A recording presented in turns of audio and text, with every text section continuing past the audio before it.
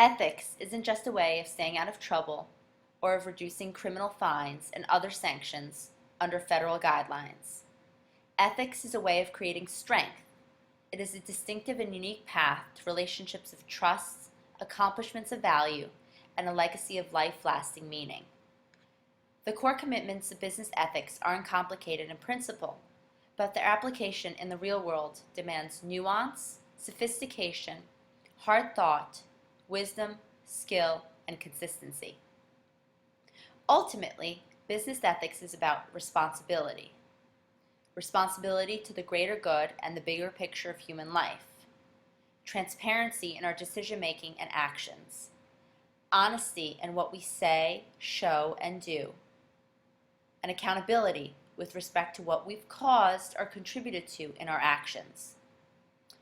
Though I see a CEO oath as a noble way to elevate the business administration profession, I cannot help but wonder if the cutthroat world of financial greed has simply bitten off more than it could chew.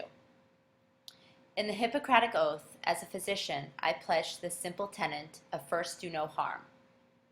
The simplicity of the Hippocratic Oath is universally accepted. As physicians, we are faced with life and death, moral and subjective dilemmas on a daily basis. There are instances when prolonged periods of time to discuss critical issues regarding a patient's failing health and treatment are simply not an option, and decisions must be made.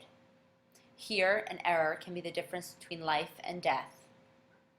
A creed was developed to act as a guideline, providing tangible bulletins, including topics ranging from drug overdose to surgery. An oath regarding business endeavors should reflect how we all should live on a daily basis, regardless of the profession. Building corporate social responsibility into mainstream management theory and practice is now necessary if our society is to improve, but it complicates the job for management because ethical expectations are now higher for businessmen and their ethical obligations are not always clear.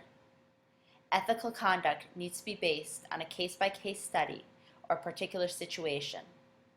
The primary goal of business remains, nevertheless, to maximize profit for the shareholders.